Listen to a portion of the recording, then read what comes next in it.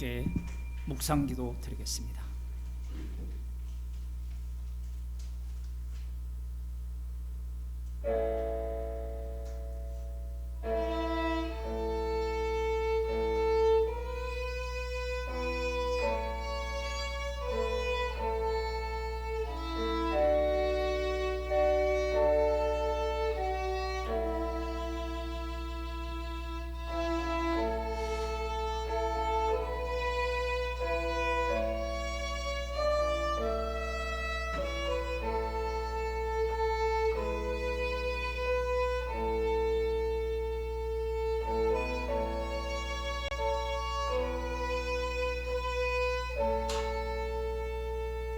사도신경으로 신앙 고백하겠습니다. 전능하사 천지를 만드신 하나님 아버지를 내가 믿사오며 그 외아들 우리 주 예수 그리스도를 믿사오니 이는 성령으로 잉태하사 동정녀 마리아에게 나시고 본디오 빌라도에게 고난을 받으사 십자가에 못 박혀 죽으시고 장사한 지 사흘 만에 죽은 자들 가운데서 다시 살아나시며 하늘에 오르사 전능하신 하나님 우편에 앉아 계시다가 저리로서 산자와 죽은 자를 심판하러 오시리라. 성령을 믿사오며 거룩한 공예와 성도가 서로 교통하는 것과 죄를 사하여 주시는 것과 몸이 다시 사는 것과 영원히 사는 것을 믿사옵나이다. 아멘. 하나님 말씀 잠언 27장 5절에서 6절 말씀을 함께 읽겠습니다. 구약성경 939쪽입니다.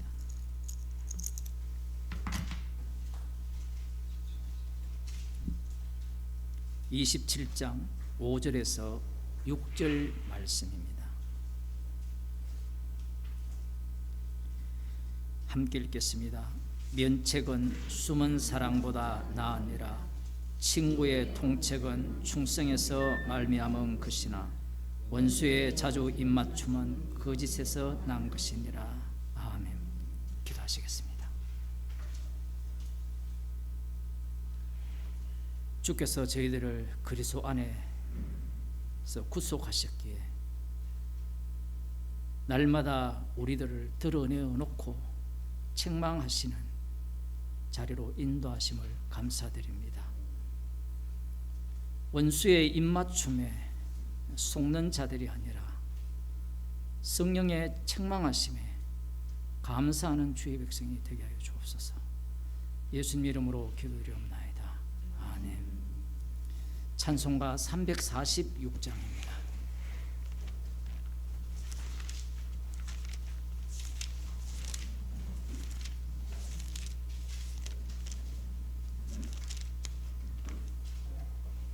(346장) 값비싼 향유를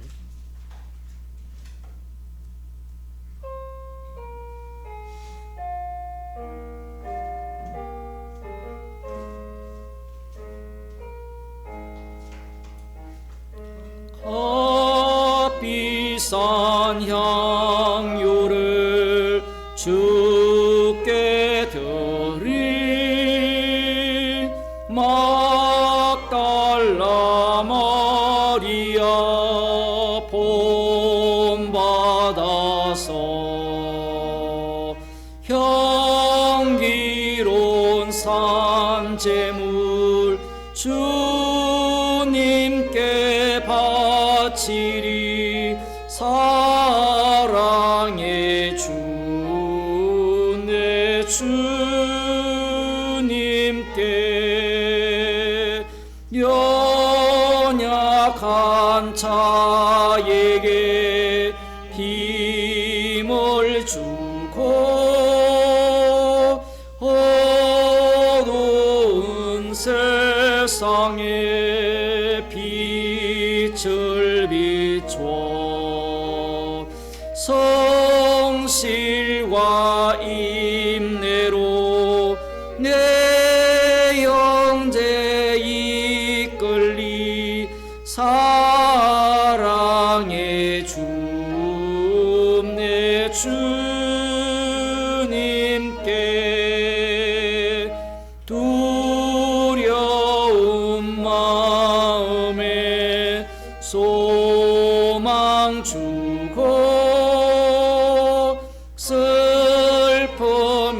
쌓인 자 위로하며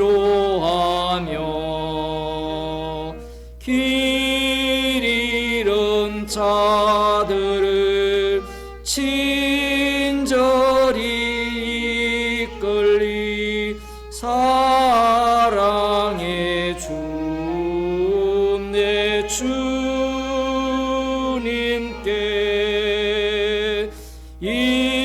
인생의 왕혼이 깃들어서 이 땅의 수고가 끝날 때에 주님을 섬기다 평안히 가리라. 사랑의 주 내 주님께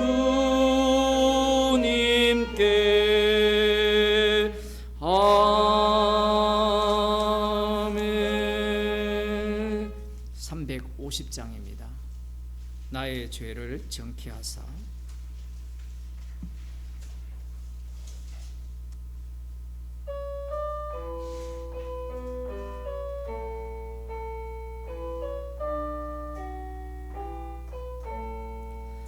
나의 죄를 정케하사 주의 일꾼 삼으신 구세주의 넓은 사랑 항상 찬송합니다.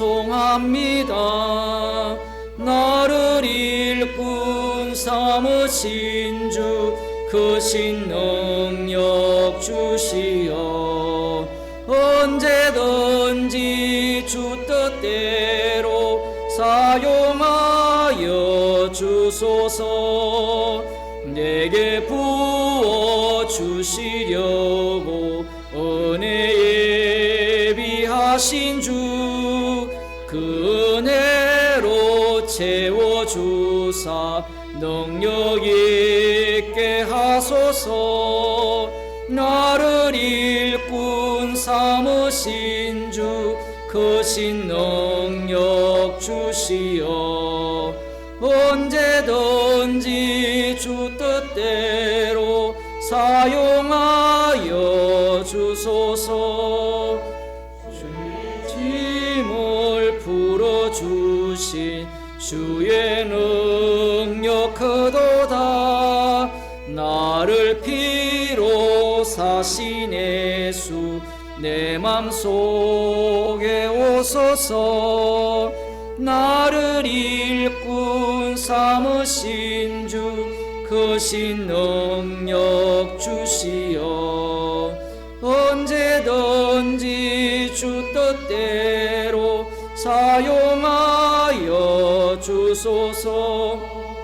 주여 내게 성령으로 충만하게 채우사 생명수가 강물처럼 흐르게 하옵소서. 나를 일꾼 삼으신 주 크신 능력 주시어 언제든지 주 뜻대로 사용하여 주소서. 아멘. 하나님 말씀 시편 88편 8절에서 18절 말씀을 교도하겠습니다. 구약 성경 866쪽입니다. 8절부터 교독하겠습니다. 주께서 나의 아는 자로 내게서 멀리 떠나게 하시고 나로 저희에게 가정되게 하셨사오니 나는 갇혀서 나갈 수 없게 되었나이다.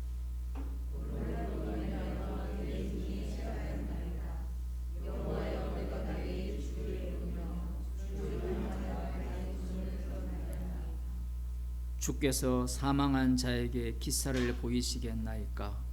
유온이 일어나 주를 찬송하리이까. 셀라.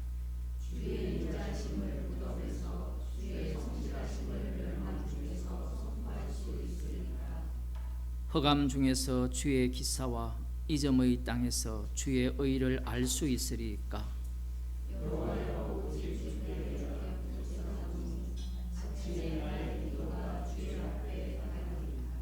여호와여, 어찌하여 나의 영혼을 버리시며 어찌하여 주의 얼굴을 내게 숨기시나이까.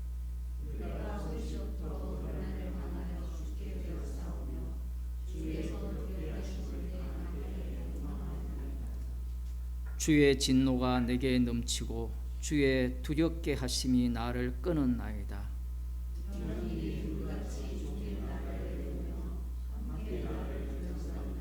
함께 읽겠습니다. 주께서 나의 사랑하는 자와 친구를 내게서 멀리 떠나게 하시며 나의 아는 자를 흑암에 두셨나이다. 아멘. 찬송가 79장입니다. 79장 피난처 있으니.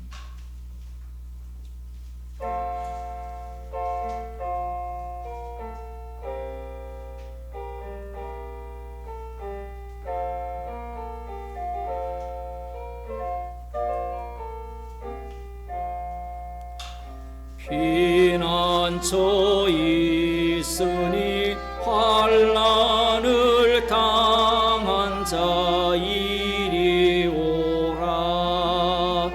땅들이 견하고 물결이 일어나 산 위에 넘치되 두렵잡네. 이방이 떠들고 나라들 모여서 진동하나. 우리 주 목소리 한번 발하시면 천하의 모든 것 망하겠네.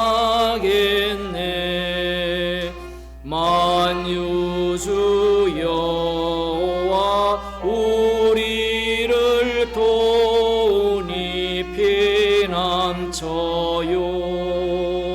세상의 난리를 그치게 하시니 세상에 창금이 쓸데없네. 높으신 여호와 우리를 구하니 할렐루야. 괴로움이 심하고 환난이 극하나 피난처 있으니 여호와요.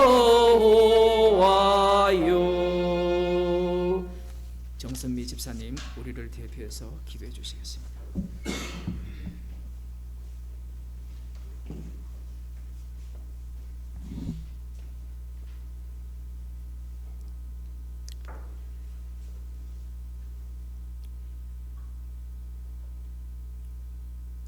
주님, 우리는 미리 택한 자로 의로운 자로 살아가기를 원합니다.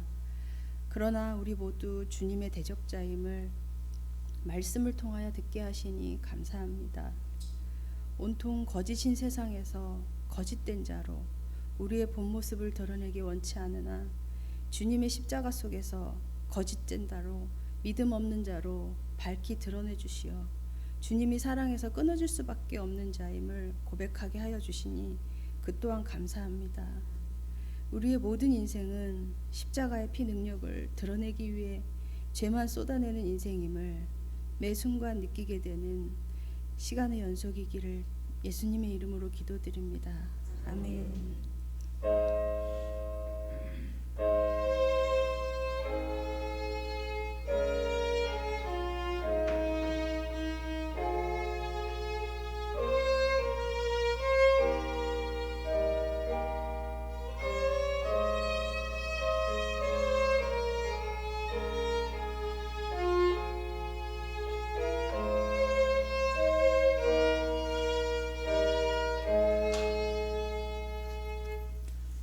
하나님 말씀 로마서 8장 29절에서 32절 말씀을 보겠습니다.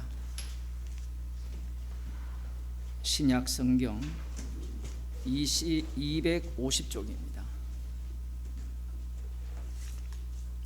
제가 읽어 드리겠습니다. 하나님이 미리 아신 자들로 또한 그 아들의 형상을 본받게 하기 위하여 미리 정하셨으니 이는 그로 많은 형제 중에서 맏아들이 되게 하려 하심이니라.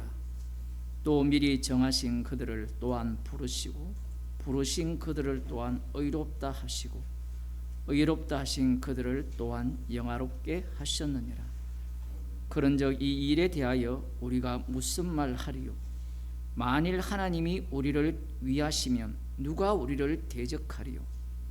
자기 아들을 아끼지 아니하시고 우리 모든 사람을 위하여 내어 주신 이가 어찌 그 아들과 함께 모든 것을 우리에게 은사로 주지 아니하시겠느냐. 아멘. 하나님이 미리 아신 자들로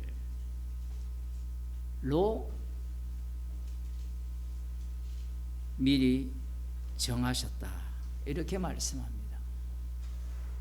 30절에는 미리 정하신 그들을 또한 부르시고 부르신 그들을 또한 의롭다 하시고 의롭다 하신 그들을 또한 영화롭게 하셨느니라. 과거에 다 끝냈다라는 거거든요. 이 과거라는 것은 십자가 사건이거든요. 근데 이 십자가 사건이 어디까지 가느냐 하면 창세 전까지 가요. 지금 이 본문이 신학적으로 날카롭게 대립하는 본문이에요. 여러분들이 아마 교회를 좀 다녀보신 분들은 칼빈주의라는 소리를 들어보셨을 거고, 또 그와 반대되는 알미니안주의, 웨슬레파, 감리교 이런 쪽을 들어보셨을 겁니다. 아마 칼빈주의 쪽에 있는 사람들은 무엇을 믿느냐 하면 이중 예정론을 믿어요. 이중 예정론이 무엇이냐 하면 천국 갈 자와 지옥 갈 자가 예정되었다라는 겁니다. 확정되었다라는 표현이에요. 그게 이중 예정론이고요. 그러면 이 웨슬레 쪽, 감리교 쪽, 이쪽은 예지 예정론을 믿어요. 아니, 무엇이 그리 복잡하냐? 복잡한 이유가 있어요. 뭔가 신학이 복잡해지는 것은 뭔가 수상하다라고 보시면 돼요. 예지 예정은 간략하게 설명하면 하나님이 다 아신다라는 겁니다. 다 아시기 때문에 그 인간의 환경과 여건과 형편에 따라서 인간이 좌지우지 된다는 것도 다 아시는다라는 거예요. 그런 과정 속에서 예정이 되어서 부르심 속에 합류를 하는데 그거나 뭐가 다르냐라고 하면 다른 점이 뭐냐면 이 이중 예정론을 주장하는 칼빈주의 쪽에서는 하나님께서 성령을 통해서 일방적으로 구원한다는 거예요. 그러면 이 예지 예정론을 주장하는 사람들은 일방적인 그 하나님의 그 선택을 부정하느냐? 부정하는 건 아니에요. 부정하는 건 아닌데 로마서 뒤에 나오거든요. 10장에 보면 복음이 어떻게 믿어지게 됩니까? 복음이 전파가 되죠. 전하는 자가 없이 어떻게 듣겠느냐라고 하거든요. 그러면 듣게 되는 환경들, 사도행전에 보면 그 환경들이 다 있으면서 그들 중에 그 복음을 듣고 반응한 자들이 있는 거예요. 반응하지 않으면 구원이 없다라는 겁니다.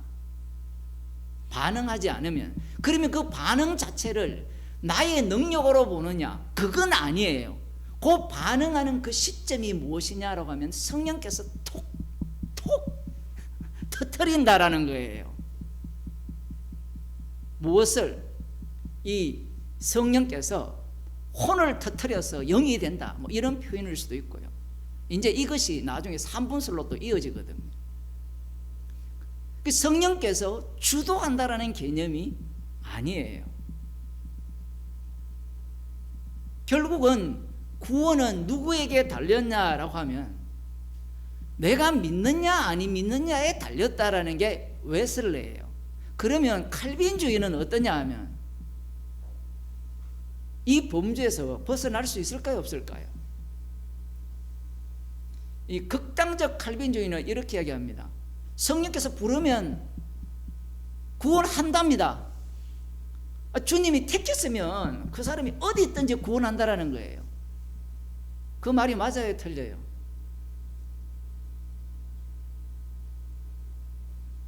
아니면 방금 예지예정론을 주장하는 그들이 맞아요, 틀려요?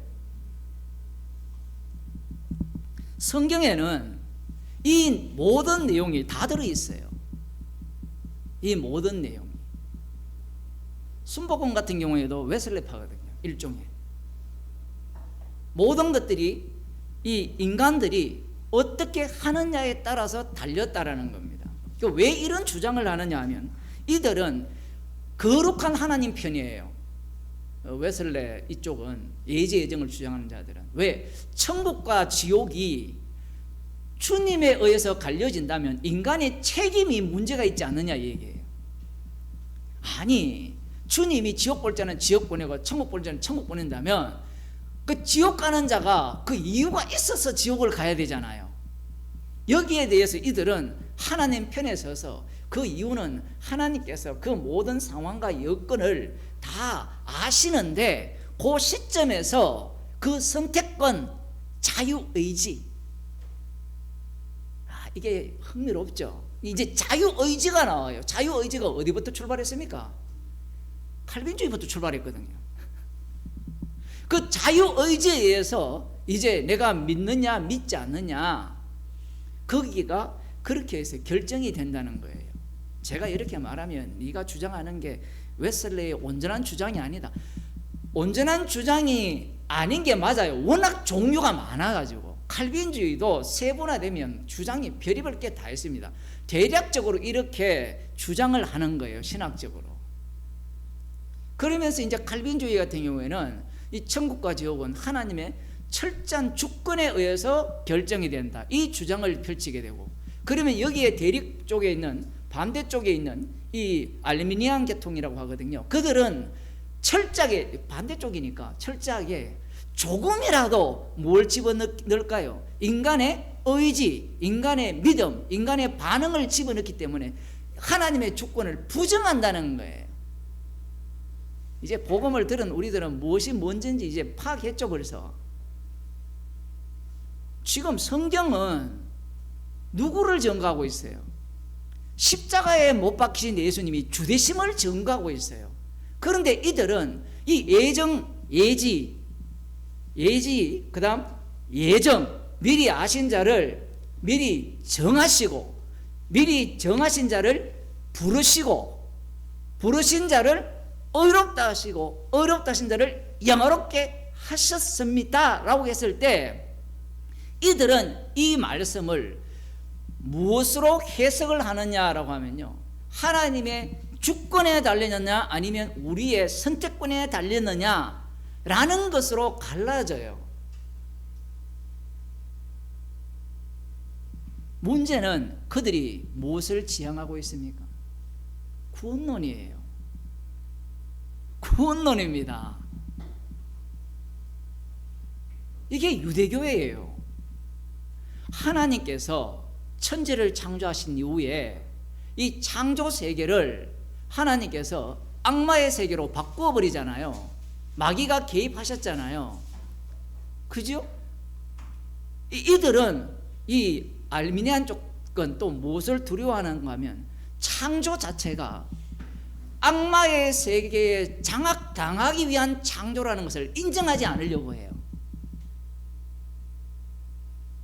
칼빈주의도 마찬가지겠죠. 또 시비 거는 게 이런 거죠. 이스라엘을 선택했잖아요. 자, 아브라함을 선택했잖아요. 그럼 아브라함의 확장판이 이스라엘이잖아요. 그럼 이스라엘의 선택, 이스라엘을 택하셨잖아요. 그 택하심은 이미 미리 아신 자들이잖아요. 그럼 미리 아신 자를 선택했으면 그 선택한 자들을 어떻게 해야 돼요? 불렀죠. 불렀잖아요. 애굽에서 내 아들을 불렀잖아요.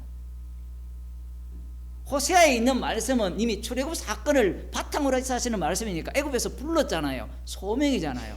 불렀으면 유월절 어린 양의 피로 의롭게 하셨죠. 그럼 의롭게 하셨다면 그 다음 그들이 광야 가운데서 진멸당해야 됩니까? 아니면 영화롭게 되어야 됩니까? 이 질문이에요. 여기에 대한 답변을 해보라는 거예요. 그러니까 하나님의 주권이라면, 만일에 선택이라면 그 선택이 잘못되었다라는 문제가 발생하잖아요. 선택을 했다면 이 말씀대로 로마서대로 끝까지 밀어붙여야 되는데 문제가 발생하거든요. 그러면 예지 예정을 들어가면 그거 다 안다는 겁니다. 하나님이. 그래서 그들의 선택권에 따라서 진멸당할 수도 있고 약속의 땅에 들어갈 수도 있고 이렇게 해석을 하는 거예요. 제가 요즘 신명기 강의를 하잖아요.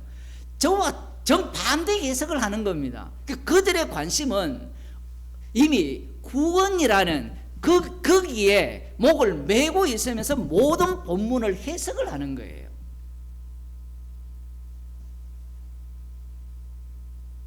(29절에서) 이전에도 이미 다 나왔어요. 나중에도 나오지만 29절에서 하나님이 미리 아신 자들로 이렇게 나오거든요. 이걸 에베소서에서는 창세전에 그리스도 안에서 택하사 이 말씀을 합니다. 여기에서 가장 중요한 게 그리스도 안이거든요. 그리스도 안. 바라트 같은 경우에는 하나님이 예수님을 택하고 예수님이 또 우리를 택한다 뭐 이런 논리를 펴는데 그 논리의 문제가 뭐냐면 결국은 역시 아니나 다를까 구원론이 돼요. 그래서 마지막 그 사람의 신학의 주장이 만인 구원설로 비슷하게 올라가 버려요. 왜? 구원론에 미쳤기 때문에 그래요. 성경을 그렇게밖에 못 봅니다. 예수님께서 성경을 본 그 시각을 하나의 시각으로 보는 거예요. 관점으로 보는 거예요. 예수님이 보는 안목, 사도 바울이 보는 안목, 이 안목 자체는 예수님의 영을 받은 사도 바울의 안목이 되면 그 입장에서 성경을 해석해야 되는데 그 입장에서 해석이 안 되는 거예요. 간단하잖아요. 예수님이 이미 답을 말씀하셨잖아요. 정답을. 성경은 내게 대해서 전한다. 그러면 간단하죠. 미리 아신 자를 부르시고 예지, 그 다음 예정, 그 다음 소명, 그 다음 칭의, 영화 모두가 뭘 전하는 거예요? 예수님에 대해서 전하는 거예요. 우리의 구원을 이야기하는 게 아니라는 겁니다. 왜 목사님은 왜 흥분하느냐 하는데 이게 흥분 안 할 수가 없잖아요. 이게 지금까지 기독교가 분명히 예수님은 성경은 내게 대해서 전한다 했으면 아멘 하면 될 일인데 그 예수님의 자리에 나도 꼽사리 끼자라는 거예요. 꼽사리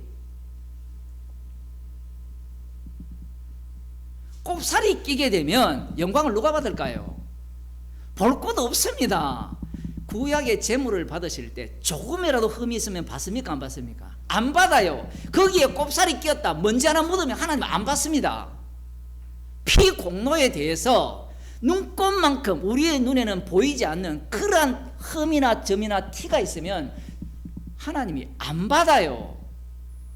피 공로에 거기에 인간이 뭔가를 집어넣는다 했을 때는 안 받아요. 칼빈주의는 왜 엉터리냐 하면 주권을 믿는 나를 부정하지 못하는 겁니다. 하나님의 주권을 믿으면 구원 받습니까? 주님은 죄인을 부르러 왔잖아요. 주권을 믿는 자가 자기를 죄인이라 규정하겠습니까? 왔다 갔다 하겠죠. 주권을 믿는 나는 구원을 얻을 것이다. 이 생각만 하는 거예요.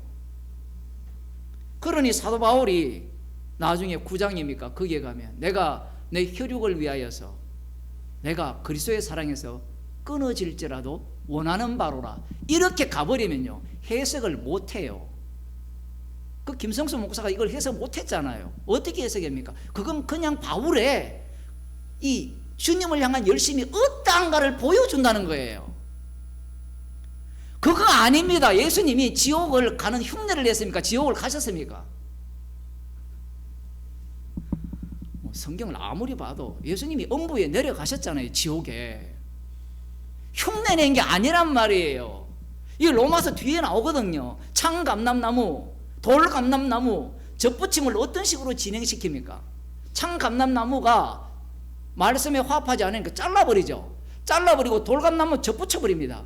그럼 돌감람나무가 까불면 어떻게 합니까? 또 잘라버려요. 이게 주권론을 하고, 주권론은 변함이 없다라는 거거든요. 주권은, 하나님의 시작은 변함이 없어야 돼요. 그리고 예지 예정론 한번 보세요. 내가 믿었다, 내가 붙들었다, 이게 무슨 소용이 있습니까? 예지 예정론의 문제는 이 값없이 주신 은혜를 뭘로 바꿔버려요? 나의 믿음과 결정으로 바뀌어버려요.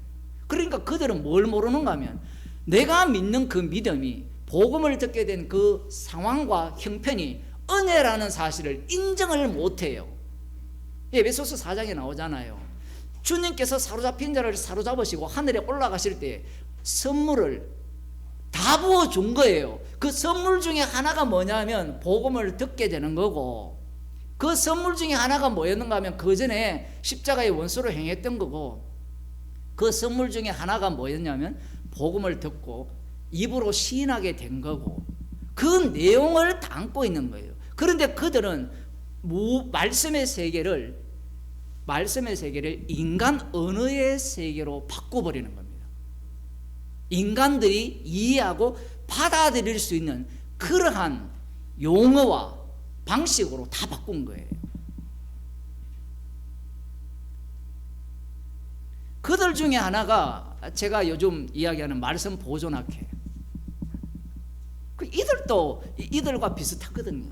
말씀을 제대로 알면, 제대로 믿으면, 제대로 인정하면 구원을 얻는다 라고 하면서 동시에 또 뭘 이야기하는가 하면 전적인 하나님의 은혜야. 이게 맞는 말 같은데 나중에 그들을 이야기를 보면 전적 은혜라는 말조차도 자기가 믿어버려요. 그 증거가 뭐냐면 말씀을 제대로 해석하고 이해하면 정말 구원을 얻는다라는 그런 논리를 그들이 펴는 거예요. 이 세상 모든 기독교는, 이방 종교도 마찬가지고, 이 구원론에 빠져 있는 겁니다. 그 구원론에 빠져 있기 때문에 여기에 나오는 이 본문도 이 구원론 중심으로 해석할 수밖에 없어요. 29절에 보면 미리 아신 자들로 또한 그 아들의 형상을 본받게 하기 위하여 미리 정하셨다라는 거예요. 그 아들의 형상을 본받게 하기 위해서 미리 정하셨어요. 미리 정하신 것과 그 다음 소명은 시기적으로 다르죠. 창세전 선택이라 했잖아요. 창세전에 그리스도 안에서 택했다.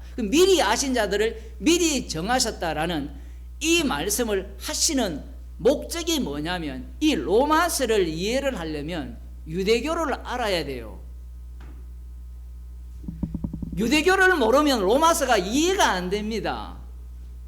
사도 바울이 유대교 바리새인 중에 바리새인이었잖아요. 그러면 이들이 선택을 안 믿습니까?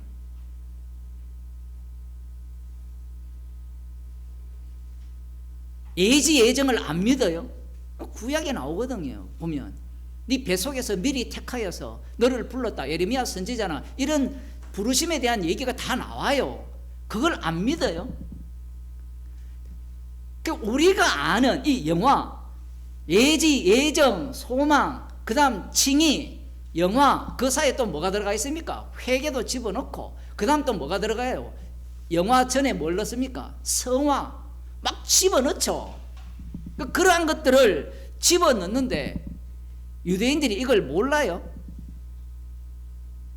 여러분 잘 생각해 보세요. 유대인들이 이걸 모릅니까? 예레미야가 처음부터 선지자로 불렀어요? 아니잖아요. 아브라함을 처음부터 불렀습니까? 나이가 어느 정도 먹었을 때 불렀잖아요. 그럼 그 부르심이 그냥 그때 부른 겁니까? 예지, 예정, 소명, 그 다음 칭의, 영화 다 알아요. 그들은. 문제는 그 목적이죠. 목적이 지금 29절에서 명확하게 나와 있거든요. 미리 정하신 그들을 아직 안 불렀거든요. 지금 정하신 그들을 또한 여기 보면 29절 미리 정하셨으니 이는 그로 많은 형제 중에서 맏아들이 되게 하려 하심이라. 아들의 형상을 본받게 하기 위해서 미리 정했다라는 거예요. 아들의 형상을 본받게 하기 위해서.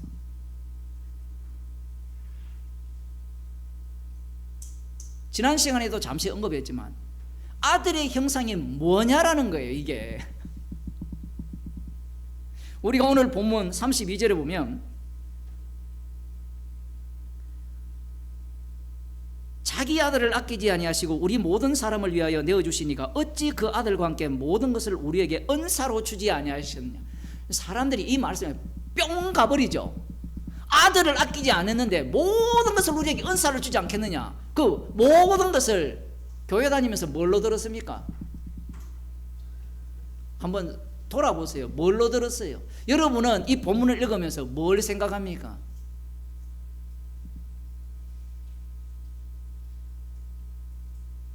본문에 답이 나와 있거든요. 아들을 아끼지 않았죠. 그러면 아낌을 받지 못한 아들이 십자가에 못 박혀 죽으셨죠. 그러면 그 아들로 말미암아 우리에게 모든 것을 아들과 함께 모든 것을 내어준다 할 때 아들과 함께 모든 것을 내어준다면 뭘 주겠어요? 아들이 받은 걸 그대로 줄 거 아니에요. 지금 로마서가 이미 너희는 죽었고 그 부활에 참여하려 함이라 지금 이 말씀이 반복되는 말씀이에요. 말씀을 관람해서 골라 먹으라가 아니라 지금 십자가에서 주님이 다 완료하신 그 완료성이 어디에서부터 출발했느냐 하면 유대인들은 애정도 알고 선택도 다 알아요. 다 아는데 그 모든 말씀들을 끌어모아서 자기 구원, 자기의 행복 중심으로 본문을 해석해 왔다라는 거예요. 오늘날 신천지가 되었던 하나님의 교회가 되었던 구원파가 되었던 다락방이 되었던 그들 모두의 복음의 마지막 자리가 무슨 자리입니까? 그리스도의 아들의 형상을 본받는 거라고 말은 해요. 틀린 말을 안 합니다. 여러분, 아들의 형상이 뭐냐라는 거예요. 지난 시간에도 말씀드렸죠. 신학교 가면 공유적 속성과 비공유적 속성, 공유적 속성은 인간이 갖고 있는 속성, 비공유적 속성은 인간이 갖고 있지 않는 속성 해가지고 뭐 전능하심 뭐 이런 것들을 쏟아내는데 그거는 에라 모르겠고 그래서 나온 게 뭐예요? 눈 덮인 들판에 사진을 찍었는데 예수님의 얼굴이더라. 이런 걸 끄집어내는 거예요. 또 그것도 안 되는 게 또 뭘 끄집어냅니까? 바울의 얼굴, 성자들의 얼굴을 끄집어내고 마리아 얼굴을 끄집어내고 별별 걸 다 끄집어내는 거예요. 그 사람의 모습이 하나님 형상 같거든요. 부처의 모습이 하나님 형상 아닙니까? 여러분, 그런 부처를 못 보신 모양인데 석굴암이나 그런 부처를 한번 보세요. 그게 서로 문화가 교류가 되어서 나타난 현상이에요. 절간에 가면 촛불 피워놓는 거나 성당에 가면 촛불 피워놓는 거나 앞으로 이제 교회도 촛불 피울 겁니다. 벌써 피우고 있어요? 놀랐네 또. 그러니까 우리는 너무 경건하게 사니까 다른 동네를 안 봐요. 이 기독교가 오래된 동네에 가면요 교회 자체가 무속이 돼요. 무속. 나를 위한 것으로 가요. 왜 그렇게 흘러가느냐 하면 이런 말씀들을 다 알아요. 지금 이번 주가 고난 주간이라고 목사마다 설교를 해요. 십자가 이야기 다 합니다. 여러분 이 한 주만이라도 십자가의 고난을 알아가는 한 주간이 되시기를 바랍니다. 그 말이 제가 잘못됐다는 얘기가 아니에요. 얼마든지 인간은 어떤 절기나 계절의 영향을 받아요. 오늘같이 봄날씨 되는 것 같으면 교육이 싫어하잖아요. 싫어할 때 고난 주간의 시작이라 해가지고 못을 팍 박아버리면 이 소풍 못 간단 말이에요, 인간들이.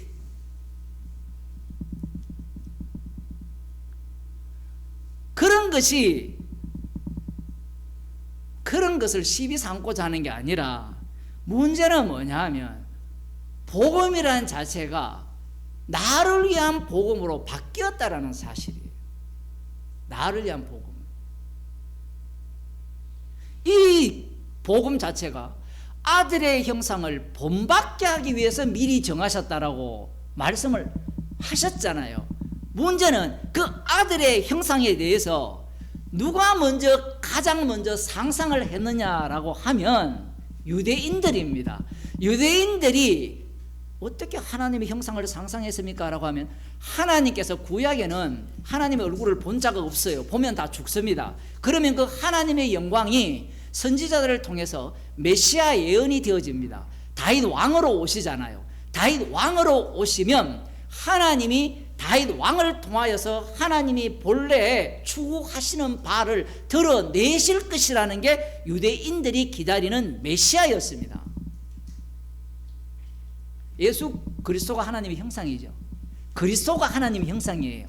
왜 그리스도라는 표현을 쓰느냐 하면 예수라는 말 안에 들어가도 되는데 이 그리스도라는 말은 제가 계속 반복합니다만은 기름 부음 받은 자인데 기름 부음 받은 자의 특징이 뭐냐면요, 선지자고 대제사장이고 왕이잖아요. 이 세 종류는 성경에 들여다보면 다 죽어요. 희생물이 된다는 겁니다. 그 희생물의 모습이 그리스도의 형상이에요. 그런데 그 희생된 분이 부활을 하셨잖아요. 죽음으로 끝나는 게 아닌 거예요. 그런데 이 땅에 오셨을 때는 예수 그리스도가, 예수님이 모두가 다 그리스도라 했잖아요. 주는 그리스도시요 살아계신 하나님이라, 하나님 아들이 있을 때 그 그리스도가 하나님의 형상인데 그들 눈에 하나님의 형상을 어떻게 규정을 했느냐라고 하면 어떻게 규정했습니까? 돌로 떡덩이 만들어라. 배고프니까 떡 만들어 달라. 아프니까 병 고치 달라. 신적 능력을 행하라. 누가복음에서는 세 번째 시험이 신적 능력이잖아요. 이방인들의 신적 능력보다 더 중요한 게 또 없거든요. 그러한 어떤 것들을 요구를 하면서 그렇게 행하면 뭘로 믿겠다는 거예요? 하나님의 아들 다윗의 자손. 그걸 달리 표현하면 이 서신서에서 다시 들어가게 되면 하나님의 형상답다라는 거예요. 이 요한 1서에 보면 우리가 눈으로 보고 손으로 만진 바라 귀로 직접 들었다 했잖아요. 직접 들었을 때 하나님 형상으로 봤습니까? 못 봤습니까? 못 봤어요. 그들이 생각하는 하나님의 형상은 어떤 형상입니까? 물 위로 걷고 폭풍을 잔잔케 하고 죽은 자를 살리고 병자를 고치고, 여기에 머무르는 것이 아니라 말씀을 제대로 아는 자들은 다니엘이 예언한 그 70일의 완성, 이 손으로 말미암지 않는 뜨인 돌이 와서 이 모든 나라를 박살을 내고 그 전체를 그 뜨인 돌에 의해서 돌무더기 태산을 이루는 그러한 나라를 그들은 소망한 거예요. 그런데 예수님이 하나님의 아들이잖아요. 말씀이 육신에 대해서 나타나니까 그들이 그분을 알아봤습니까? 몰라봤습니까? 몰라보죠. 그런데 언제 하나님의 아들로 인정합니까? 병자나 죽은 자를 고칠 때, 능력을 행할 때. 마귀가 그걸 요구하잖아요. 네가 하나님의 아들이면, 이 얘기를 한 것은 이미 그 당시에 유대인들이든 이방인이든 누가 되었든 하나님의 아들이라면 이 모습을 보여야 된다라는 거예요. 이것은 나중에도 마찬가지입니다. 사도 바울이나 성경 세례를 받은 이후에 복음을 전하잖아요. 그 복음을 전할 때 어떻게 그들이 복음을 아멘으로 받느냐라면 방식은 똑같습니다. 방식은 십자가에 못 박히신 예수님이 주가 되시고 그분을 믿는 자는 영생을 얻고 그분을 믿지 않는 자는 지옥을 갑니다 라는 방식으로 복음을 전해요. 그런데 사도행전을 보게 되면 복음을 전할 때 그들이 핍박과 미움을 받아요. 죽음의 위기에 처하고 실제로 죽는 일이 발생을 해요. 그 모양 자체가 미리 정하신 자들이에요. 그리스도의 형상을 본받은 겁니다.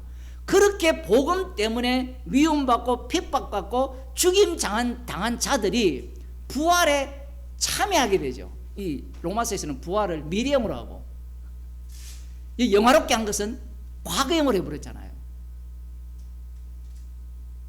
왜 이렇게 왔다 갔다 하느냐라고 하면, 말씀이라는 것은 한 번 또 우리가 장악할 수 있는 그러한 여지를 준 적이 없다라는 거예요. 아까 제가 알미니안 계통들 이야기했잖아요. 성령이 빵 때린다. 이게 천주교거든요. 그게 로마서 1장에 보면 하나님을 알되라는 표현을 끌고 오거든요. 인간 속에는 아직까지 하나님을 아는 지점이 있다라는 거예요. 그 지점이 혼이 되는지 뭐가 되는지 하여튼 주장을 하는데, 그걸 톡 뜨뜨리면 그것이 그 사람이 이제 영이 된다는 겁니다. 영이 된 이후에는 그 다음부터는 어떻게 해야 돼요? 우리가 본격적으로 주의 일에 나서야 된다는 거예요. 로마서 1장은 그 얘기를 하는 게 아니에요. 하나님을 아는데 그 알미 어떻게 표출된다 했습니까? 버러지 형상, 나무, 돌. 최종적으로는 누구 형상으로 바뀌어요? 나의 형상으로 다 바뀌어요. 그 말씀을 하는데 그들은 왜 이렇게 해석을 하느냐라고 할 때는, 복음을 전하라 하잖아요. 땅끝까지 이르러 내 정인이 되라 했을 때, 그러면 성령께서 믿게 한다면 어떻게 복음을 전합니까? 복음을 전하려면 어쨌든 저들이 이해되고 납득이 되는 식으로 복음을 전해야 되지 않습니까? 라고 주장을 할 거잖아요. 그런 생각 안 합니까? 말은 틀린 게 아니에요. 그런데 예수님이 제대로 된 복음을 전하셨잖아요. 맞죠? 누가 알아들었습니까? 누가 알아들었어요? 사람들은 착각하는 게 뭐냐면, 사도행전 이후에 사도들이 복음을 전할 때 마치 사도들이 그들을 설득시키고 납득시킨 식으로 복음을 전했다라고 자기도 모르게 그런 인식을 갖고 있어요. 그러면 목사님, 이 땅에서 복음 전하는 방식은 다 없어져야 됩니까? 다 사용해도 돼요. 다 사용해도 되는데, 문제가 뭐냐 하면 그것이 나의 구원을 위한 것이 아니라는 거예요. 꼭 이런 것 같아요. 제자들을 부르실 때 복음 전도도 마찬가지입니다. 제가 보기에는 똑같은 반복을 하거든요. 제자들을 불렀잖아요. 불렀을 때 이들은 예수님을 믿고 자기들이 꿈꾸는 천국을 상상을 했잖아요. 복음 전파도 마찬가지예요. 불렀을 때 그들이 응답을 해요. 응답을 할 때는 맞아, 예수님이 주님으로 인정해, 심판주로 인정해, 나는 죄인이야 라고 다 이야기를 했는데, 이제 말씀 속으로 계속 들어가게 되면 그들의 본심이 드러나요. 한쪽은 자기의 영광을 위한 본심, 다른 한쪽은 성령에 의해서 십자가만 자랑하는 모습으로 갈라져요. 우리는 어떤 생각을 자꾸 갖느냐라고 하면, 성령께서 역사하시면, 제가 사도행전 그래서 말씀드렸잖아요. 이게 사도행전 자체가 처음에는 기도하는 가운데 성령이 그냥 와버렸어요. 물새로 주지도 않았습니다. 기도하는 중에 성령이 와버렸어요. 그리고 복음을 전할 때 너희가 회개하고 세례를 받고 성령을 받아라, 이 논리를 폈을 때 물세례 줄 때 성령이 오는 경우도 있어요. 나중에는 물세례 받아도 성령이 안 와요. 나중에는 물세례 받은 자 중에 성령을 받은 사람이 있고 못 받은 사람이 있어요. 왜 이렇게 다른 과정을 다 보여주시느냐 하면, 인간들은 항상 해석을 자기 중심으로, 이 복음이 전파되는 과정도 자기 중심으로 해석을 하는 거예요. 그래서 거기에서 가장 쉬운 걸 골라 잡으려고 하는 거예요. 골라 잡으려고 하는 거예요. 왜 그렇게 하느냐면 골라 못 잡게 하기 위해서 그래요. 그래서 사도행전 이후에 이 사도 바울이 이야기하잖아요. 내가 떠나가면, 20장에 가면, 사도행전 20장 가면 내가 떠나가면 양의 탈선 1위가 들어온다라고 하잖아요. 아니, 성령을 받았고 그들이 성령 충만한 가운데 있고 말씀 중심으로 있다면 어떻게 양의 탈을 쓴 이리가 이곳에 와서 목자 행세를 할 수 있느냐라고 우리는 반박을 할 거 아니에요. 그죠? 왜 그렇게 해석을 자꾸 하느냐 하면 성경을 해석을 할 때 십자가 사건만 남기기 위한 이 성령 세례거든요. 그런데 성령 세례를 나의 구원용으로 나는 성령 세례 받았으니까 나는 천국 간다 이런 식으로 해석을 하는 거예요.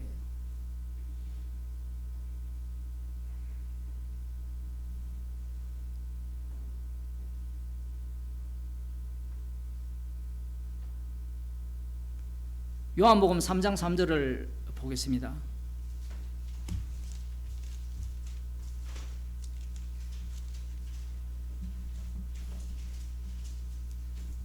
이 소명 갖고 장난치잖아요. 당신은 언제 구원받았습니까? 그러면 창세전에요. 이게 이야기가 두 가지가 있죠. 창세전에 이야기했을 때는 창세전에 그리스도 안을 이야기하면요, 네 질문이 지금 엉터리다라는 의미로서 창세전에라는 답변이 있을 수 있고요. 또 하나는 나 창세전에 그리스도 안에서 구원 받았어 이 답변이 또 있어요. 근데 구원파들은 너 언제 몇 날 며칠 날 구원받았니? 이걸 묻거든요. 전도할 때 당신 오늘 죽으면 천국 갈 자신 있습니까? 그 천국 갈 자신 있는 사람들은 다 지옥 갑니다. 제가 확언하건대 100% 지옥 가요. 왜냐하면 그 천국은 자기 영광을 위한 천국이기 때문에 그래요.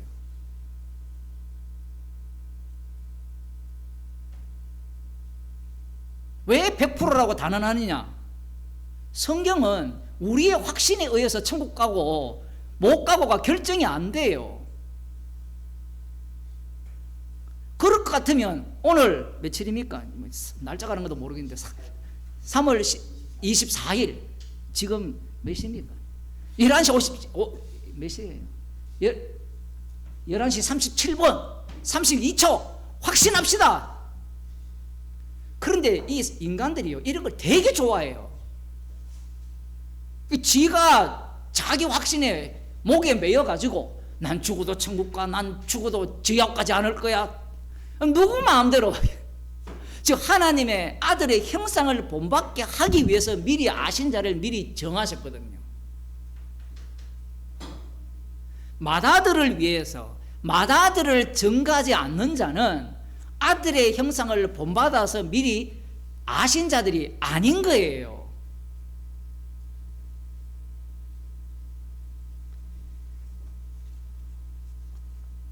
회개도 마찬가지죠. 어떻게 회개해야 됩니까? 어떻게 회개해야 돼요? 회개라는 것은 성경에 보면 심판받아 지옥 가도 마땅하다. 그거 어찌할꼬 방법이 없잖아요. 그러면 애통할 수밖에 없는 거고 그게 회개의 모습일 수도 있고 그러면 또 인간들은 이걸 규격화시키죠. 상한 심령을 규격화시키듯이. 상한 심령이 어떻게 규격화가 돼요? 뭐 가슴을 치며 하니까 또 가슴을 치면서 또 하고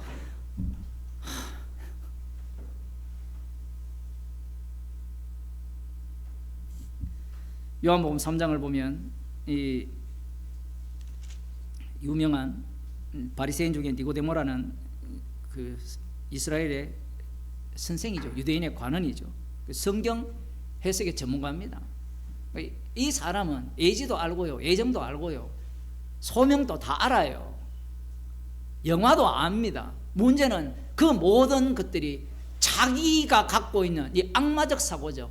지난주에 금요일 설교했잖아요. 악마적 사고를 갖고 있다는 악마적 사고. 그 갖고 있는 상황에서의 이 정답을 갖고 있는 겁니다. 우리들도 마찬가지예요.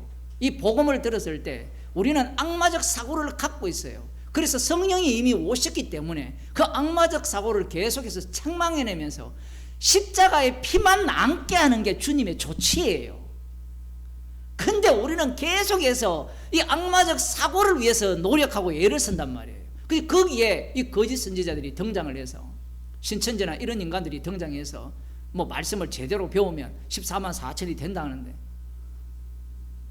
그들은요 지옥이 없어요. 그들에게는 그 윗대가리는 천국도 없어요. 이 세상의 영광뿐이라니까요.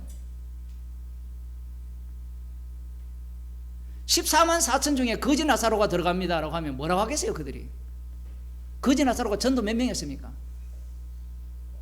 빵명. 이렇게 이야기하면 그거 비유죠.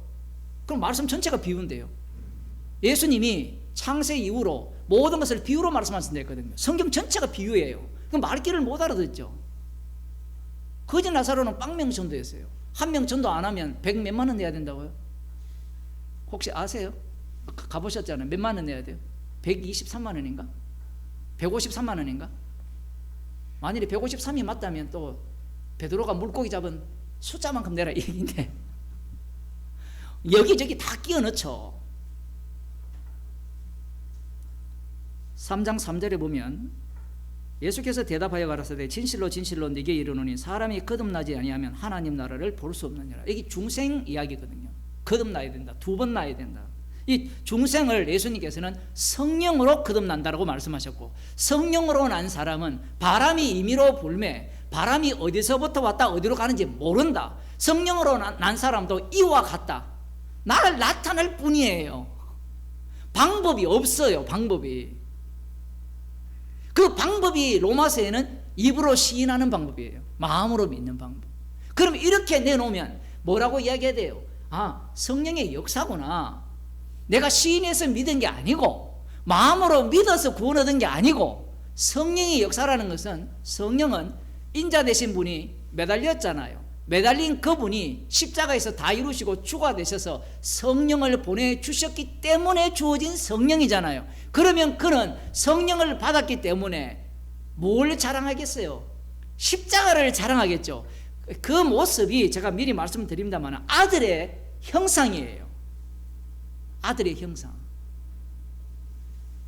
데칼콜만입니다. 아들이 이 땅에 오셨을 때 모든 사람들로부터 미움을 받았거든요. 세상을 악화됐기 때문에. 우리가 보기에는 어떻게 미움받았습니까? 예수님을 따라다니는 사람이 한둘이 아니지 않습니까? 이렇게 얘기할지 모르지만 그 따라다닌 목적이 뭐였어요? 뭔가를 얻으려고 하거든요. 떡을 먹고 배부르기를 원하고, 내 현재의 경제적인 일이나 안 그러면 이 육체적 어려움을 해소하기 위해서 따라다녔잖아요. 그러니까 그들이 믿는 것은 예수님을 조롱하는 거예요.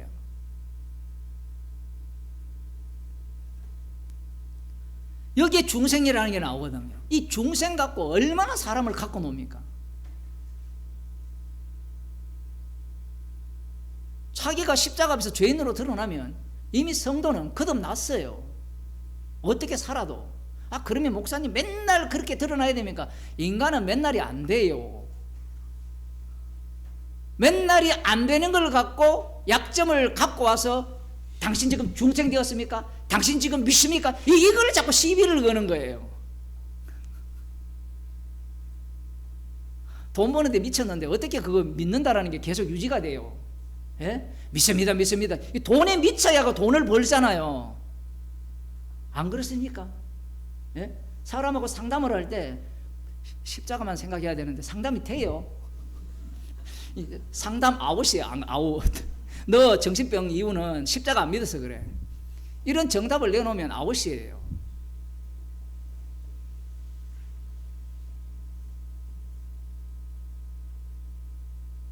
그저께 이제 밤늦게 한 12시 반쯤에 지하철역에 갈 일이 있어서 갔는데, 거기에 이제 사람들이 이 장비를 착용하고 막차가 끊기면 이제 들어가서 작업을 하는 사람들이 있을 거 아니에요.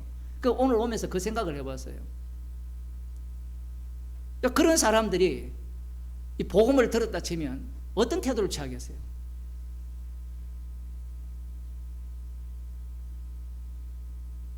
야, 나는 복음을 알기 때문에 오늘 어떻게 이 오라는 작업 치우고 복음대로 가겠습니다.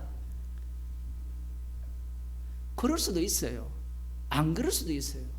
그런데 주님은 이 두 가지 길에 있어서 무엇을 요구하시느냐 하면, 주님이 친히 인도하신 걸 원해요. 주님이 친히 인도하시면 주님의 십자가의 피를 자랑케 하기 위한 인도함이 돼요. 날씨 이렇게 좋을 때 어디를 가기를 원해요? 이 진달래 피고 이제 이쪽 동네, 남쪽은 벌써 다 폈겠지만 우리 동네 화분 내는 거 보니까 폈더라고. 그래서 주님이 인도하시면 상한 심령이 되는 거예요.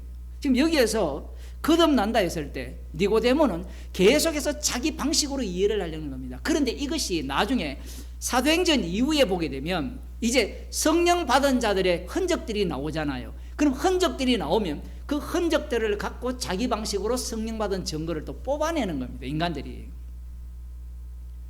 바람이 임의로 분다라는 것은 끝까지 유지가 돼야 되는데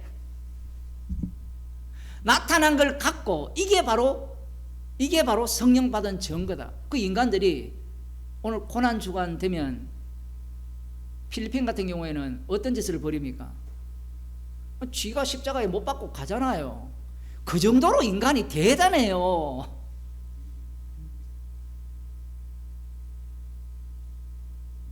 성령께서는 우리를 항상 자기를 부인 못할 인간을 자기를 부인할 자리로 인도하는 겁니다. 이 중생이라는 것이, 거듭남이라는 것이 그런 의미예요.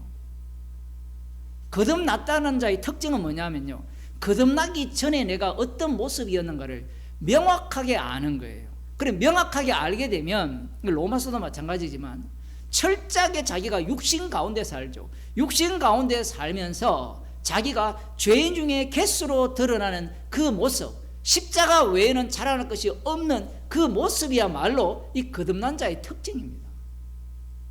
그런데 교회는 거듭났으면 삶의 태도가 바뀌어야 된다는 거예요. 목사들이 할 일이 없고 만나는 사람도 제한적이니까 고상하게 행동할 수 있어요. 그런데 막노동하는 사람을 만나보면 어떻습니까? 막노동하려면 가면 어때요? 대화가 통합니까?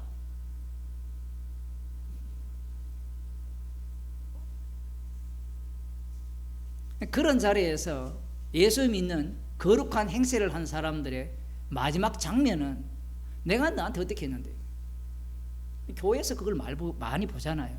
교회에 와서 겸손하게 봉사하고 헌신하고 그러면 사람들이 다 거기에 대해서 반응을 안 해요. 그러면 나중에 화를 버럭내면서 내가 얼마나 봉사를 많이 했고 얼마나 많이 섬겼는데, 또 이렇게 이야기하면 나는 그런 죄가 안 나오기 위해서 봉사 안 하겠습니다. 그것도 용납이 안 돼요.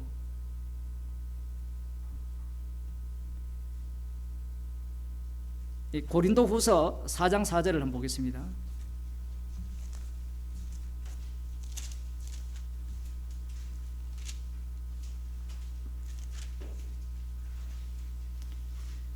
그 중에 이 세상 신이 믿지 아니하는 자들의 마음을 혼미케 하여 그리스도의 영광의 복음의 광채가 비치지 못하게 함이니라. 이 세상 신이 믿지 아니하는 자들의 마음을 혼미케 했죠. 그 믿지 않는 자들 1차적으로 이 자리에 누구를 집어넣으면 되는가 하면 망상하지 말고요, 제자들을 집어넣으면 돼요. 그 제자들은 예수님을 따라다니면서 이 세상 신에게 사로잡혀 있잖아요. 사로잡히니까 무엇을 못 봅니까? 그리스도의 영광의 복음의 광채를 못 보죠. 복음의 광채가 비치고 있는데 이 세상 신에게 사로잡혀 있으니까 못 보잖아요. 못 보는 자의 특징이 뭐냐를 보게 되면 한 자리 차지하고 싶은 거예요. 이 세상에서 자기 영광, 자기 행복, 그것을 누리고 싶은 겁니다. 그게 복음의 광채가 비치지 못한 자의 특징이에요. 나중에 복음의 광채가 비치니까 어떻습니까? 성령을 받게 되니까 자기가 설교한 그 설교에 자기가 해당이 되잖아요. 너희가 십자가에 못 박은 예수를 주와 그리스도가 되게 하셨을 때 그 너희 자리에 누가 들어가요? 내가 들어가잖아요. 또 이거 이야기하니까 또 이야기 안 할 수가 없네. 목사들이 설교할 때 너희라는 표현을 하지 말고 우리라는 표현을 하라는 거예요. 교인들이 듣는데 기분 나쁘다는 겁니다. 그러면 니만 어렵나? 저는 대놓고 우리라고 안 쓰겠어요. 너희라고 써요. 사도들이 복음을 전할 때. 이 설교를 할 때도 자존심까지 다 챙겨줘야 돼요. 그 너희 속에 이들이 들어가 있어요. 들어가 있으니까 똑같은 겁니다. 어찌할꼬 하는 거예요. 어찌할꼬. 아니, 목사님 거기에 제자들은 빠졌잖아요. 빠졌는데 사도행전 10장에 가면 어떻습니까? 베드로가 지가 십자가의 원수잖아요. 십자가의 피로서 다 이루셨는데, 주님이 피로서 거룩하다 했는데 자기가 이건 거룩하지 않습니다. 자기가 판결을 해요. 갈라디아서도 똑같이 나오는 거예요. 그 말씀에서 벗어날 인간이 없습니다. 그 설교자가 설교했을 때는 그 설교가 결국은 자기한테 하는 설교예요. 그 신학교에서 설교와 강의를 할 때 제발 우리라고 쓰라고 신신당부하더라고요.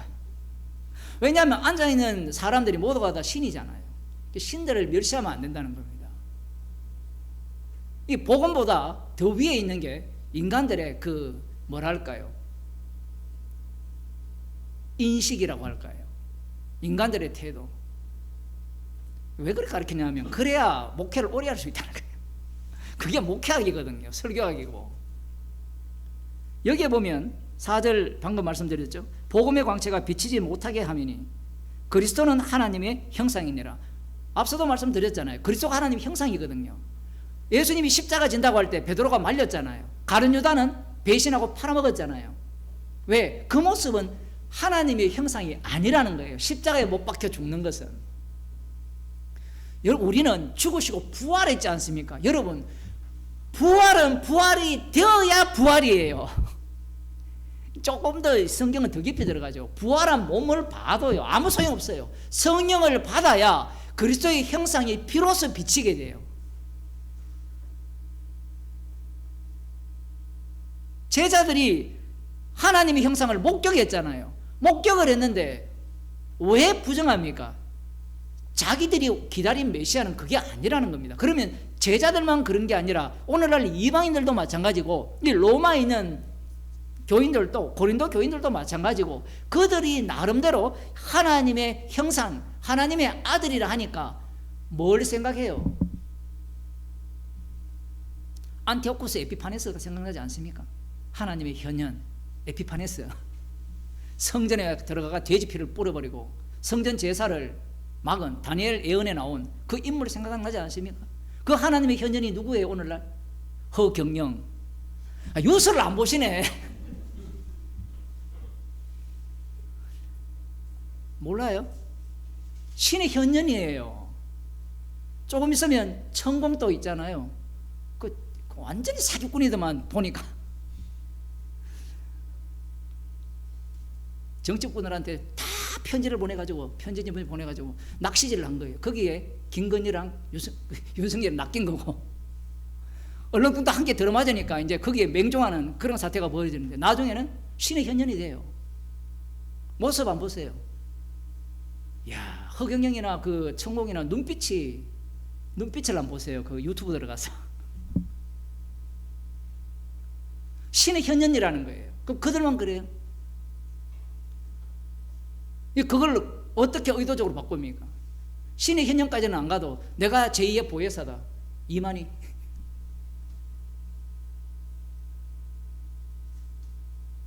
죽은 사람이 있잖아요. 저기 어디예요? 얼마 전에 서울에 엄청나게 큰 교회, 그 만민중앙교회. 그 사람은 자기가 그런 말 안 해도 아예 환경을 아예 다 바꿔버려요. 그 예배당 자리를 보면 우리 교회는 앞에 안 오잖아요. 이게 5천만 원짜리가 아니라서 안 오는 거거든요. 거기는 현년은 아니더라도 현년과 가까운 이 자리에 앉는 게 1억 5천만 원. 여러분, 비웃는 거 비웃잖아요. 근데 그게 왜 먹히느냐 하면, 이게 이 세상 신이 하나님의 영광의 광채가 비치지 못하게 하기 때문에 우리는 그게 상식적으로 안 맞다라고 생각을 하잖아요. 근데 우리가 살아가는 모습을 보면 대도 안 한 것을 믿고 산다니까요. 특히 뉴스 다 조작이잖아요. 조작. 저거 입장에서 우리는 헛똑똑이라니까. 헛똑똑이. 어떤 사람은요, 대파 850원이라 하니까 진짜 850원 하고 가서 하나로마트 갔대요. 그 정도로 믿음이 좋다니까요. 시장을 하도 안 가보니까, 제가 사는 동네는 대파가 좀 비쌌던 것 같아요. 4,000원, 5,000원이었거든요. 그것도 따듬은 게 아니라 안 따듬은 걸. 마지막 문 닫기 전에 가면 3,000원. 어제 한 단 샀어요. 그저께. 그런 걸 믿는다고요. 이 제자들이 지금 예수 그리스도가 하나님의 영광의 광채인데 하나님의 형상인데 안 보이는 겁니다. 왜? 그리스도이기 때문에 그래요. 그 그리스도라는 개념 자체가 그들이 갖고 있는 그리스도는 다윗 왕과 같은 그리스도를 꿈꿨잖아요. 그런데 예수님은 뭐 비슷하게 그런 것 같은데? 라고 이렇게 보니까 죽는데, 죽으면 그게 무슨 그리스도냐 이야기예요. 그러니 자기들이 구약 성경을 완벽하게 해석하고 이해하고 한다 한들 그 해석 자체가 나를 위한 해석밖에 안 돼요. 오늘날도 마찬가지입니다. 십자가 복음을 이야기하고 다 백날 이야기해도 마지막은 나를 위한 복음으로밖에 안 돼요. 그래서 성령께서 우리와 끝까지 동행하는 겁니다. 성령이 동행한다는 것은 아까 웨슬리 쪽에서는 성령이 톡 친다 했잖아요. 톡 친다는 것은 어떤 의미인가 하면 나는 요거는 몰랐는데 요것만 바꿔주면 마치 배터리 넣듯이 배터리만 딱 넣어주면 내가 자동으로 돌아가는 AI 기계, 그런 영화가 있거든요. AI가 죽었어요. 사람 같은 그 인식을 하는, 자아를 인식하는 AI 기계가 나왔는데 나올 겁니다, 여러분. 왜냐하면 이 지식 세계이기 때문에 그래요. 선악과를 먹었잖아요. 인간은 이 지식 세계가 인간이라고 규정하고 싶은 거예요. 근데 그게 인간의 특징인데 주님은 지식이 아니라 이 몸을 다뤄요. 몸을 다루면서 이 몸을 갖고 그리스도의 형상이 드러나도록 조치를 하는 겁니다. 그러니까 아까 AI 기계, 그런 기계 영화에 보면 나오거든요. 배터리만 갈아 넣어버리면 살아나서 AI 기계끼리 서로 사랑을 하고요. 그런 거 만들어 놨잖아요. 지금 성인 돌 같은 거 만들어 놨잖아요. 거기에 AI를 집어넣은 거예요. 나중에 사람과 이제 AI 기계가 그래서 어떤 혈족이 나올지 그건 불가능하겠죠. 그러면 또 구라를 칠 거 아니에요. 그런 식으로 인간을 생각을 하는 겁니다. 문제는 이 지식이, 인간의 지식이, 말씀에 대한 지식이 생각하는 그 상상이 하나님의 형상이 어떠해야 된다라는 답을 갖고 있기 때문에 그래요. 그런데 그리스도는 하나님의 형상이라 했을 때는 이 형상을 본받게 하기 위해서 우리를 미리 아시고 미리 정하시고 우리를 부르신 겁니다. 부르신 것까지는 현재형이잖아요. 불러야 미리 아시고 미리 정하셨다라는 것이 그 속에 깔려있다라는 걸 알고 있죠. 그러면 이렇게 되면 이 모든 내막들은 뭘 부정하는 겁니까? 우리가 갖고 있는 지식, 인식, 체험들을 다 부정하는 거죠. 미리 아시고 미리 정하셨으니까. 그러면 네가 지금까지 미리 알았던 거, 미리 예상했던 것들은 다 아니라는 얘기예요. 유대교가 왜 종말에 나타나야 되느냐 하면 그들이 그 생각을 갖고 있었어요. 제가 설교할 때마다 언급하는 이유가 거기 있습니다. 그들이 갖고 있는 미리 알고 예상하고 예정한 이 모든 것들은 구약 전체잖아요. 전체를 다 알고 있는 것들이 주님이 부르는 순간 그 미리 아심이, 미리 정하심이 다 날아가 버려요. 불러버리면 그게 다 부정된다는 겁니다. 그리고 의롭게 하신 것도 마찬가지죠. 언제 의롭게 하셨느냐? 이미 부르실 때 이미 의롭게 하신 거예요. 그 자체가 성령의 역사고요. 그런데 이것을 자꾸 우리가 규정을 하려고 하잖아요. 그런데 지금 이 모든 내용들, 그렇게 된 자들은 다시는 자기를 위해 살지 않고 대신 죽은 자를 위해 사는 모습을 띠게 돼요. 아니 목사님, 나는 나를 위해만 사는데요. 맞아요. 나를 위해 살게 하여서 성령께서 대신 죽은 분을 자랑케 하는 겁니다. 그러면 목사님, 또 여기에 마귀가 들어올 거 아니에요. 그 이단들이 대신 죽은 자를 위해 사는 게 이러이러한 겁니다 라고 또 규정을 하는 거예요. 어떻게? 주일 예배 빠지지 말아야 돼요. 헌금 제대로 해야 되고 11조 제대로 해야 되고 봉사 제대로 해야 되고 절기 제대로 지켜야 되고 이렇게 나오는 겁니다. 나를 위해 살지 않는 그 모습이 그렇게 나올 수는 있어요. 나올 수는 있는데 문제가 뭐냐면 그렇게 해버리면 그렇게 행한 자는 자기를 위해 행한 것이 되어버려요. 만일에 그렇게 했는데 자기를 행한 것으로 드러난다면 성령의 인도하심이죠. 그러면 그는 그런 식으로 가르치고 그런 식으로 요구하는 자들을 용납을 못합니다. 그런 자 설교를 못 들어요.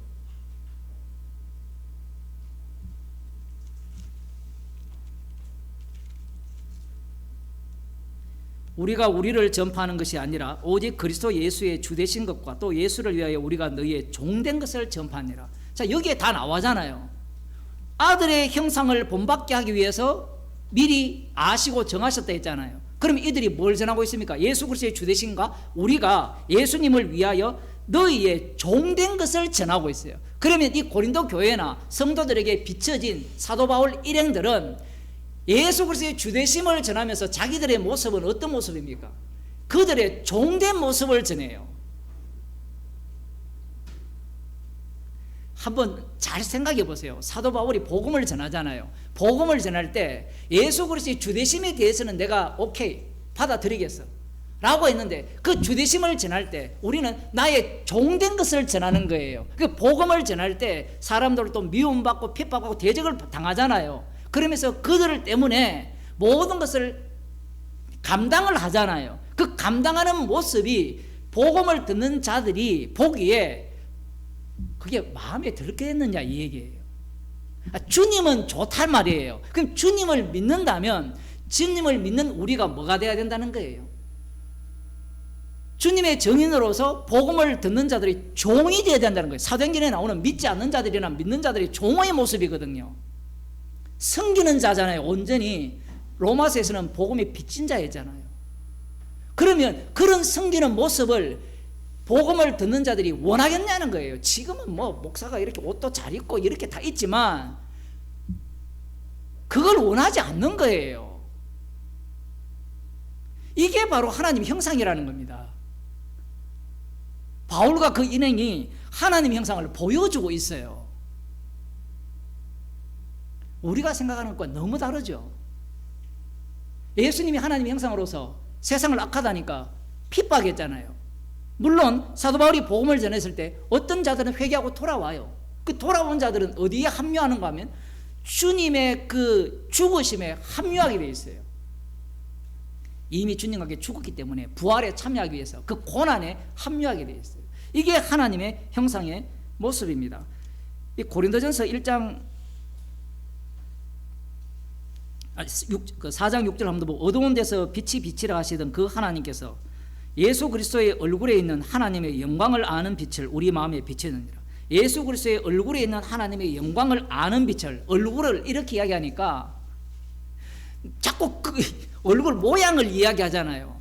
빛이 세상에 비쳤다 요한복음에서 말씀하잖아요. 그 빛을 비쳤는데 세상이 깨닫지 못했잖아요. 그런데 성령이 오니까 그 얼굴에 있는 광채, 누구나가 다 죽어야 되는데 얼굴에 있는 하나님의 영광을 아는 빛을, 그 영광의 빛을 성도가 보게 됩니다. 보게 되면 주님과 함께 죽었고 주님 안에서 다시 산 자로 이 땅에서 죽임을 당하는 자로 살려지게 되는 거예요. 고린도전서 1장 18절을 보면 분명히 아들의 형상을 본받게 하기 위해서 정했고 영화롭게 했다라는 거거든요. 제가 영화롭게 한 것, 이 얘기를 표현을 안 했는데, 영화롭게 했다, 의롭게 했다, 이 모습들은 그냥 사전적 의미가 아니라 지금 사도 바울이 복음을 전하는 그 모습이야말로 영광스러운 모습이에요. 복음을 전하는 모습이, 성도와 이 땅에서 살아가는 모습이 영화로운 모습이에요. 예수님이 말씀이 육신이 되신 분이 영화로운 모습이잖아요. 아닌가요? 그런데 그 예수님을 모두가 다 성령을 못 받았으니까 사람 중 한 사람으로밖에 안 보는 겁니다. 나중에 성령을 받은 사도들이 복음을 전하니까 이들은 하나님의 아들의 형상을 본받은 양자들인데, 양자들을 어떻게 봐요? 우습게 보죠. 왜 우습게 보느냐 했을 때는 우스우니까 우습게 보는 거죠. 예? 양자라면 양자다움이 있어야 되잖아요. 양자다움이 어떤 모습입니까? 예수 믿는 사람이 본을 보여가지고 믿지 않는 자들에게 본이 되는데, 예수님은 본이 된 적이 없어요. 본이 된 적이 없어요. 그러니까 사도 바울이 나를 본받는 자 되라 했을 때는 예수님에게 그대로 적용을 해보면 예수님을 본받아라는 거거든요. 그럼 예수님의 모습은 어떤 모습이었어요? 예수님은 자기를 증거하셨고 사도 바울은 예수님을 증거했죠. 그 피를 증거하는 모습으로서 이 땅에서 어떻게 삽니까? 이제 로마서 8장 후반부에 나오잖아요. 칼, 위헌, 적신, 배고픔, 배부름 이런 요소들이 다 등장을 하잖아요.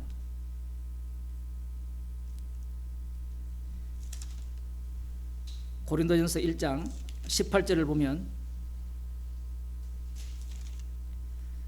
십자가의 선포, 옛날 성경 도라고 되어 있는데 케리그마라고 되어 있어요. 헬라어 성경에는 십자가의 선포가 말씀이 멸망하는 자들에게는 미련한 것이요 구원을 얻는 우리에게는 하나님의 능력이라. 십자가의 말씀이죠.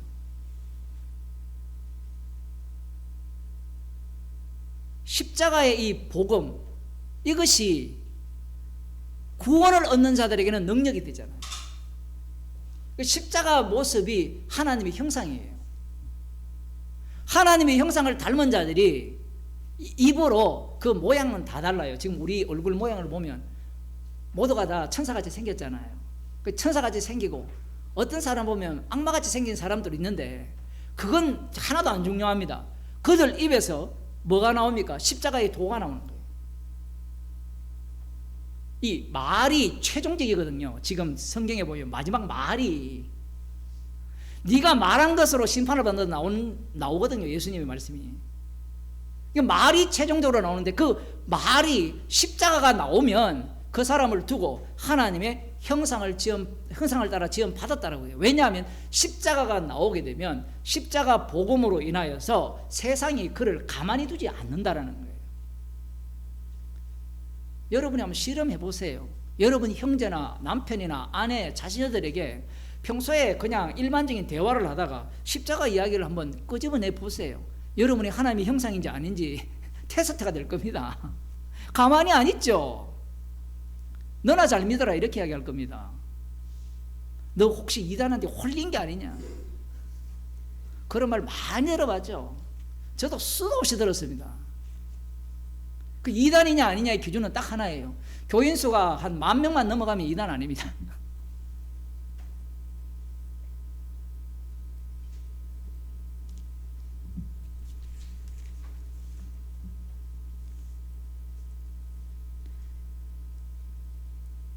골로새서 1장 14절을 한번 보겠습니다.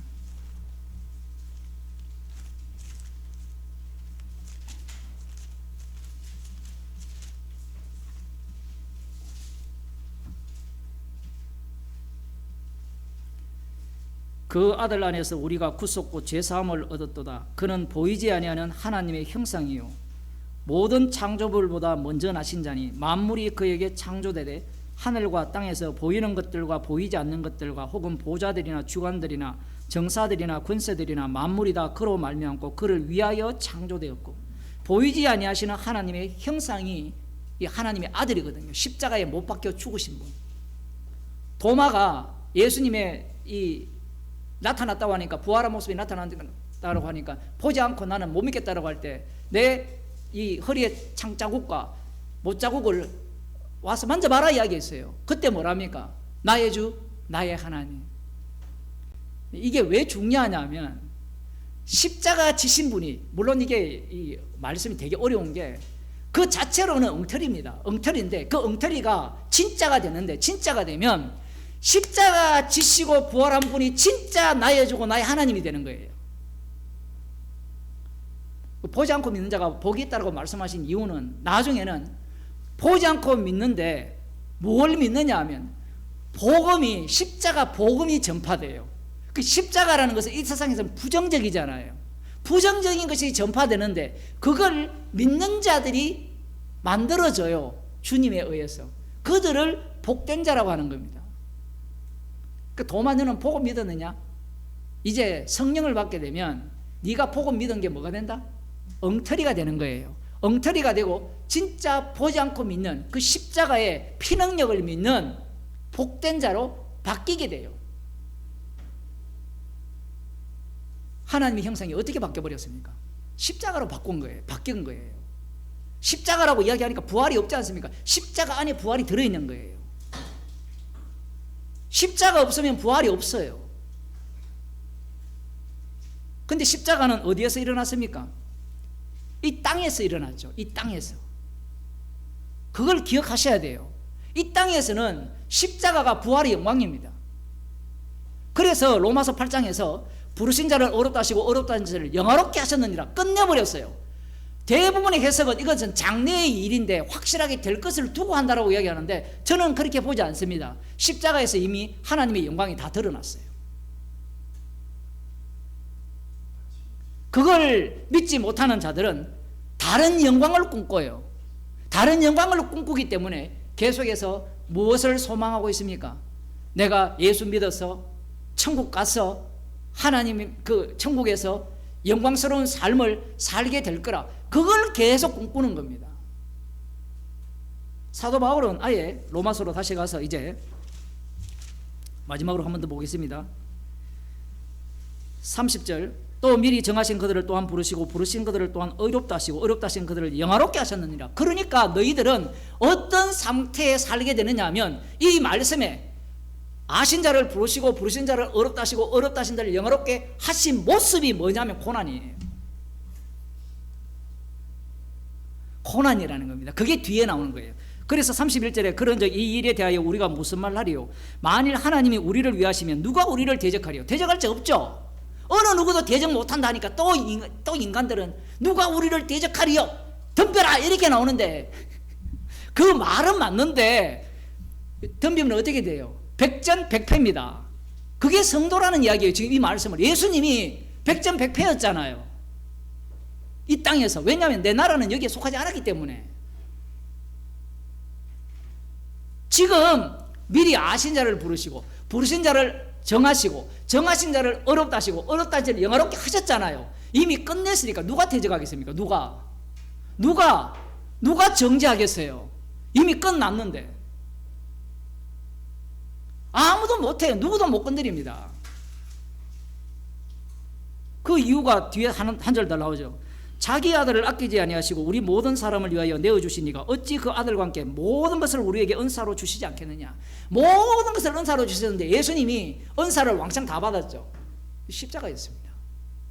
그러니 우리도 아들과 함께 다 받게 됐어요. 앞에 보면 아들과 함께하는 상속자죠. 우리가 양자잖아요. 이 양자라는 말을 잊지 마세요. 제발.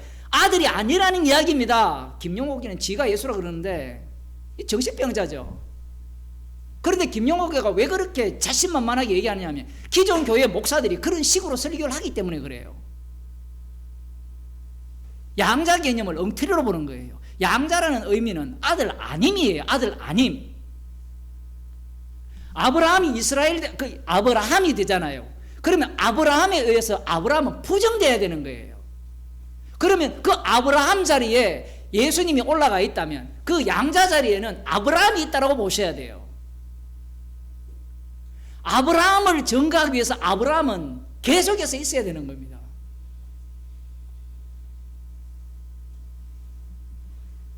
아들과 함께 모든 것을 주셔요. 그 모든 것을 일빠트로 받은 사람이 누굽니까? 스데반 집사님. 그 다음 야고보 사도. 모든 것을 다 받았어요. 이것보다 신나는 일이 어디 있습니까? 지금 여러분들이 다 받았어요. 다 받았다니까. 모든 것을 주신다니까요. 뭐만 자랑케 하기 위해서? 십자가만 자랑케 하기 위해서. 그러하기에 이미 성도는 미리 아셨고 미리 애정하셨고, 목사님 하나님이 어디까지 예정하였습니까? 라고 물으면요 알 필요 없어요. 그냥 십자가가 나오는 대로 우리를 끌고 갑니다. 그게 성령의 인도하심이라 이야기해요. 예정은 확정된 거잖아요, 하나님 쪽에서는. 근데 성령의 인도하심은 어떤 식으로 되는가 하면 우리의 예상을 항상 빗나가게 만들어요. 이미 성도는 영화롭게 되었기 때문에 이 복음이 보이는 그 현장 속으로, 십자가가 밝게 보이는 그 현장 속으로 인도함을 받는 겁니다. 제발 속지 마세요. 이 구원의 서정을 알아가지고 천국 가려고 하는 사람들, 이게 정신병자들입니다. 그리고 구원의 서정을 가르쳐버리면 듣는 사람들이 나는 어느 지점에 있지, 여기에 또 미쳐버려요. 지금 이것은 그 얘기를 하고자 하는 게 아니에요. 지금 뒤에 보세요. 칼이 들어오는데 칼이 들어오는 그 자리가 미리 아신 자를 애정하시고 미리 부르시고 의롭다 하시고 영화롭게 하셨다, 이 얘기를 하는 겁니다. 이것보다 신나는 복음이 어디 있어요? 여러분의 지금 형편이 어떤 형편에 처했던 간에 이미 이 말씀의 세계 속에 들어와 있는 거예요. 십자가에서 이 모든 것을 다 이루어놨어요. 그러니 기뻐하고 감사하는 성도들이 되시길 바랍니다. 기도하겠습니다. 하나님 아버지, 이 세상 신이 영광스러운 하나님의 형상의 광채를 계속해서 가리고 있습니다. 저희들을 불쌍히 여기사 십자가의 영광을 날마다 보게 하시고 이 성도의 몸 자체가, 우리의 몸 자체가 미리 아신 자들이요 미리 예정하셔서 부르셨고 의롭게 하셨고 영화롭게 하신 몸임을 날마다 십자가 앞에서 죄인으로 드러나면서 확인하는 인생이 되게 하여 주옵소서. 주 예수 그리스도의 은혜와 하나님 아버지의 크신 사랑과 성령의 교통하심이 내가 말씀을 해석하고 믿는 자가 아니라 이 말씀의 세계에 푹 빠져서 십자가만 자랑하기를 소원하는 주의 백성에게 축원하옵나이다. 아멘.